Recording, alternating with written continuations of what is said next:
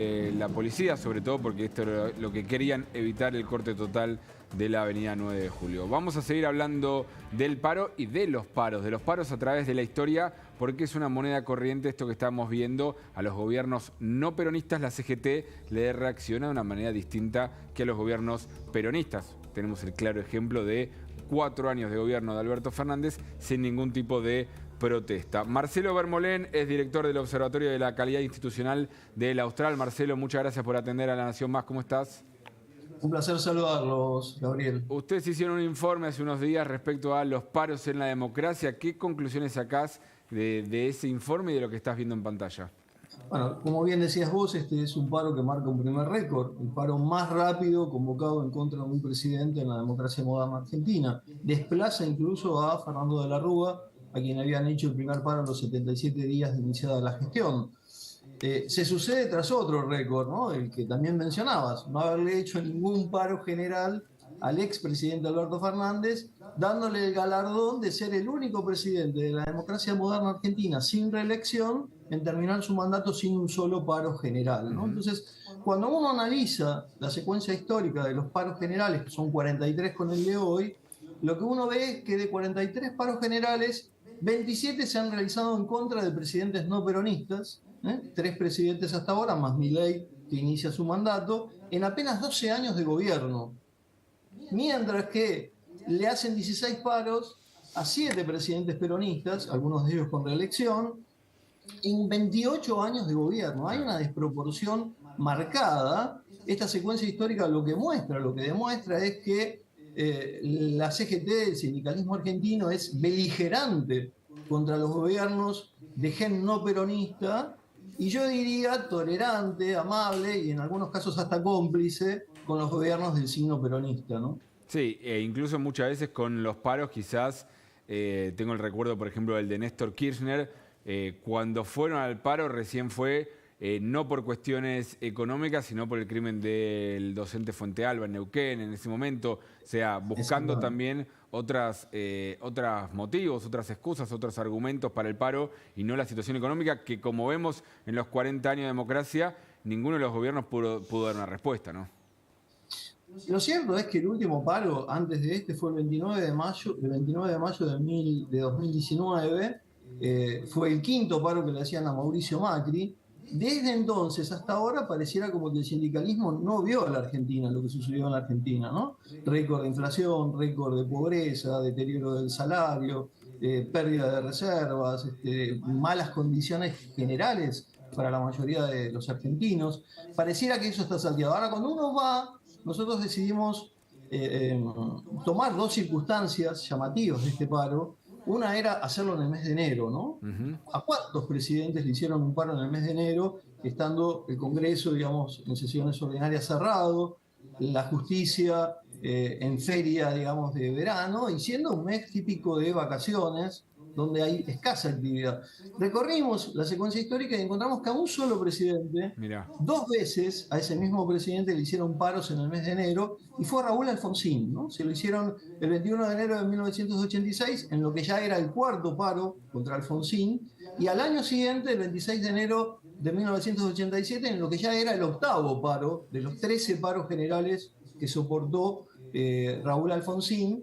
Y por otro lado, el otro dato que nos llamó la atención era la celeridad, ¿no?, con la que se hizo el paro, y lo que habíamos visto es que desplazó a nada más ni nada menos que a Fernando de la Rúa. Esos 2 presidentes no peronistas, tanto Raúl Alfonsín como Fernando de la Rúa, no culminaron su mandato, ¿no? Escuchábamos hace un ratito a algunos de los manifestantes diciendo Milei se tiene que ir.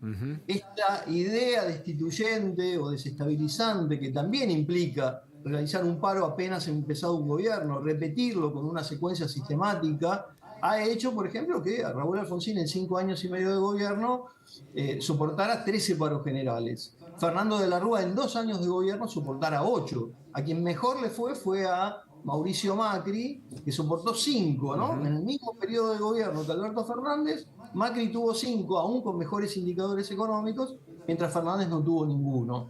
El primer paro en promedio a un presidente no peronista se lo hacen a los 7 meses de iniciar, ¿no? Mirá, ahí estamos justo en pantalla con esta información que tiene que ver los días que pasaron de gobierno hasta el primer paro.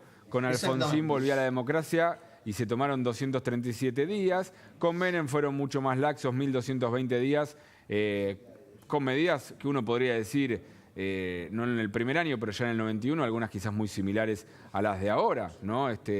Con convertibilidad, con desregulación, todo el plan de Cavallo, pero se tomaron su tiempo. De la Rúa y aún así fueron tolerantes a un proceso hiperinflacionario y un plan Bonex, claro, ¿no? El sindicalismo no hizo nada. Es verdad, porque venías con Alfonsín con hiperinflación y le hicieron los paros que le hicieron, empezó Menem con hiperinflación y no le hicieron ningún paro porque le tenían paciencia, la paciencia que no le tienen a los gobiernos no peronistas. De la Rúa 76 días, Néstor 1415, Cristina 1807 y recién sobre el final también con Moyano quizás peleándose por el impuesto a las ganancias de los trabajadores. Ahí había fuertes discusiones de Cristina con Moyano. Macri 483 días, Alberto Fernández sin paros. Esto va a quedar para la historia, una mancha negra, me parece a mí, para la CGT. O en realidad uno podría decir, bueno, es la CGT que debería acostumbrarse a que lo mejor que puede hacer es hacer reclamos sin un paro general. Bueno, claramente no lo entendieron de esa manera, sino simplemente que era un gobierno del cual eran amigos. Javier Milei a los 45 días le están haciendo el primer paro. Marcelo. Sí, lo preocupante es haber pasado simplemente con el cambio de mandato de la pasividad absoluta a la radicalización, ¿no? Me parece que eso marca, digamos, un contrapunto. La CGT es resistente, el sindicalismo argentino, a cualquier adecuación normativa, a cualquier cambio, digamos, de normas. Lo padeció claramente Raúl Alfonsín con el intento de la ley Mucci, ¿no? Pero me parece que hay una reiteración del comportamiento del sindicalismo que se va a ir dando, me parece, se va a ir repitiendo.